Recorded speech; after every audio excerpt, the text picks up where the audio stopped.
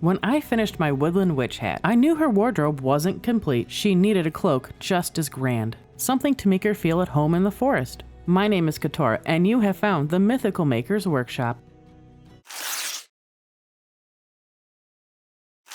Like most of my projects, this one started with a sketch. Putting pencil to paper really helps me sort out what I want my final piece to look like. I knew I wanted to capture the beauty of the moth wing, but not in the literal way. Instead of creating an oversized wing that stuck out, I imagined more of a stylized version, something that would drape around my body and behave like a true piece of clothing, to move like a cloak and carry the markings and mysteries of a moth. In short, a piece of clothing first and wings second, with the design in mind. It was time to think about which moth would guide the look of the cloak. I chose the emperor moth because of its balance between simplicity and detail. Its wings carry a soft, neutral palette, but every so often there's a pop of red that catches your eye. And let's not forget my favorite feature are those bold eye markings on the wing.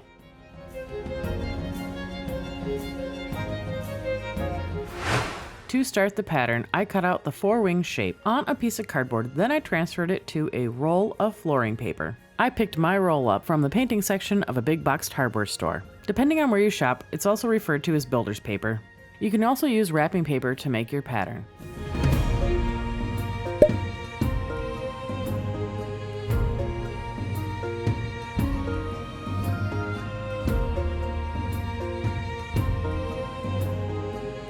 From there, I sketched the details on with a pencil.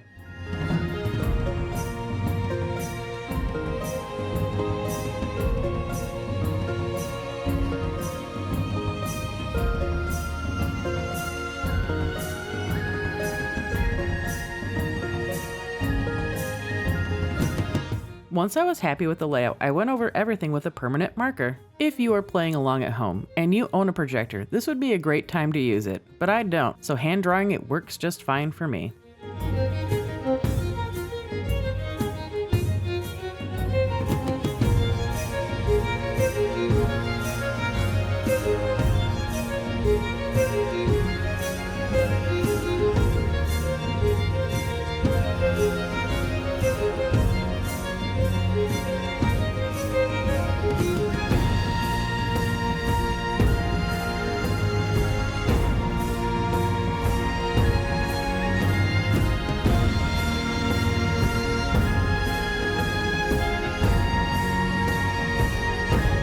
The pattern is all done, but it's just lines on a paper. To bring the cloak to life, it needs fabric.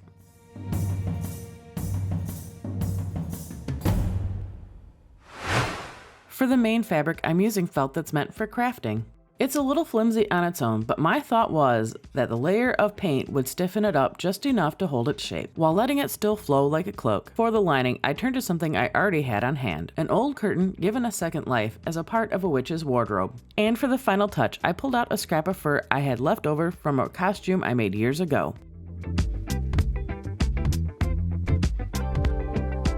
To make the fabric easier to handle, I cut out the felt into 3 sections before I laid down the pattern.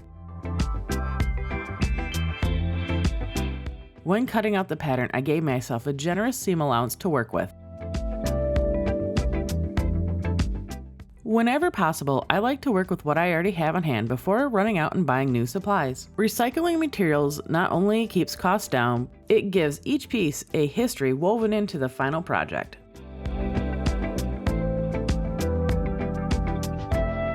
For the lining, I turned to the old curtain. Its neutral colors will keep the focus on the painted portions of the wing, while the faint pattern on the fabric will give the feel of true clothing, something a witch might actually wear rather than a set of large wings.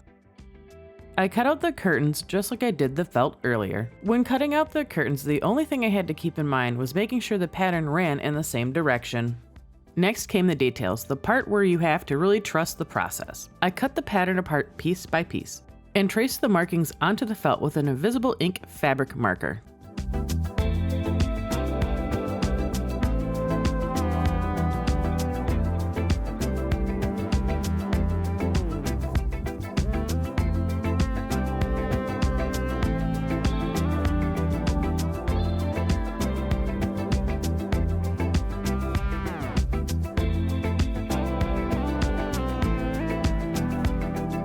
For the outer wings, I flipped the pattern over and repeated the process, marking the design off on the fabric as I taped it back together. I'm almost certain there's a simpler way to do this, but in this moment, this is the only thing I could wrap my brain around.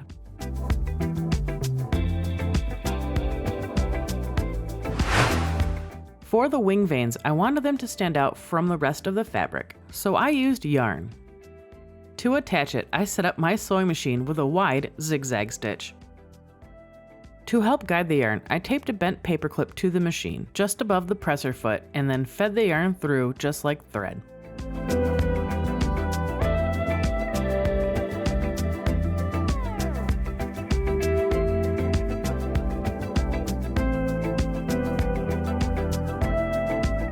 Then sewing as normal, the zigzag stitch held the yarn in place securely, creating a raised vein across the wings.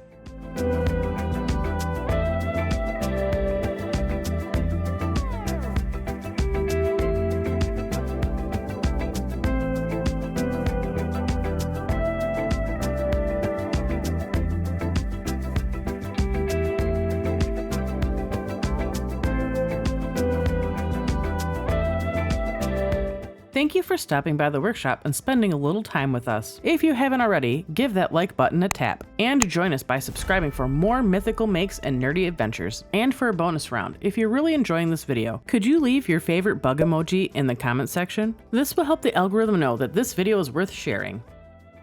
To tame the loose ends, I just used liquid stitch. With the veins stitched in place, it's time to finally move on to the part I've been looking forward to the most, painting the wings.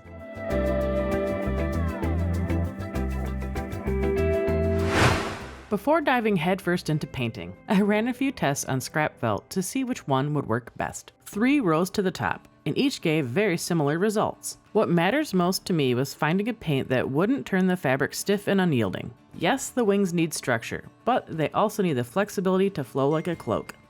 When it came time to paint the cloak, I wanted the pattern to feel natural and organic. To get this effect, I dampened the fabric slightly, dotted on the paint, and then misted the surface with more water. From there, I let the fabric fibers and gravity do its work, allowing the colors to flow and settle in patterns of their own. This technique reminds me a lot of watercolor or even tie-dye. The paint spreads and blends naturally, creating a soft flowing pattern throughout the fabric.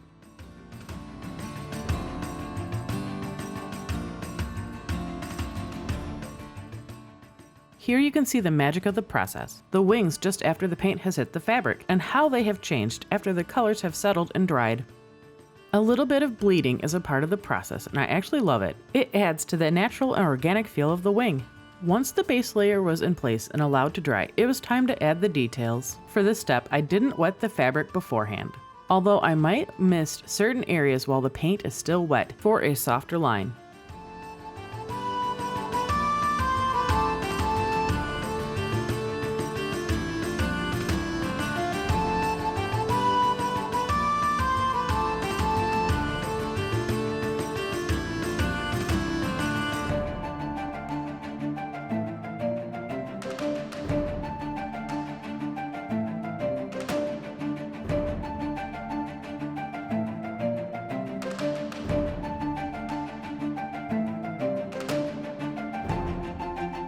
With all the painting finished and fully dry, the next step is to heat set the fabric so the colors stay vibrant before moving on to sewing. To lock in the colors, I turned to my heat press, set at 325 for 20 seconds, with parchment paper between the fabric and the press. If you are following along at home, be sure to check your heat setting instructions for your fabric paint, since every recommendation can vary. If you do not have a heat press, don't worry, an iron will work just as well to seal in the paint. With the colors locked in, the wings are ready for their final transformation, sewing.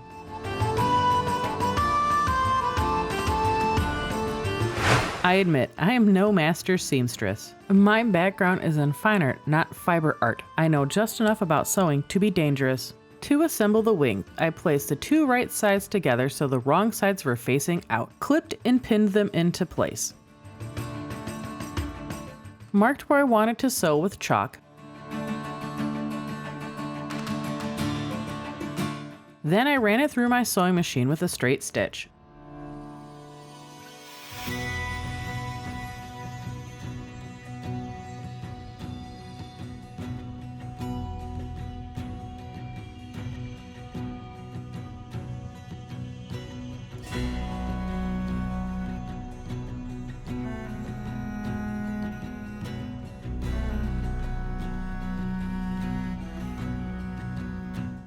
After trimming away the extra fabric, I turned everything inside out to reveal a nice clean edge.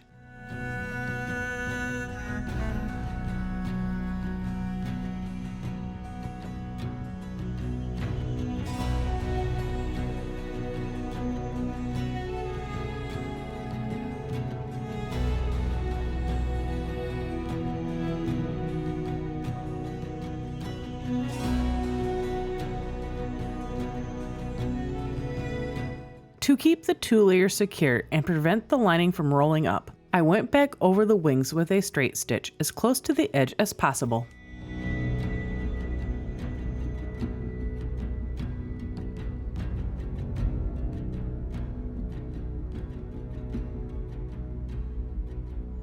For the final shaping, I draped the cloak over the mannequin and pinned it into place, fussing with the folds and fabric until the wings felt just right.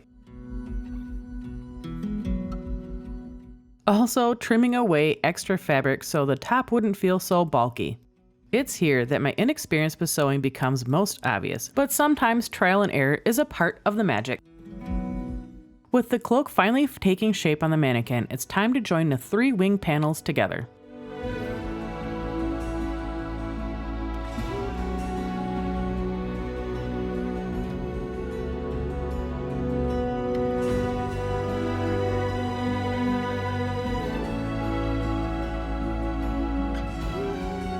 For the straps of the cloak, I used the trim from the curtain I cut up earlier. Sewed them into place.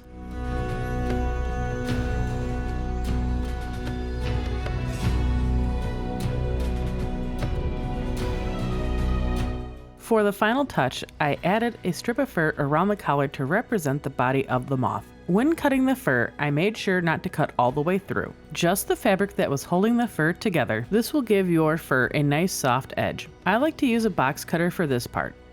I have to admit, this part felt a little rushed. I was still putting together the finishing touches of the cloak just 30 minutes before we had to leave for our photo shoot. Even with working right up to the deadline, the moth cloak was finally ready to step into the spotlight. And just like that, the moth cloak is complete. Thank you so much for stopping by the workshop. My name is Katora, and I will see you next time.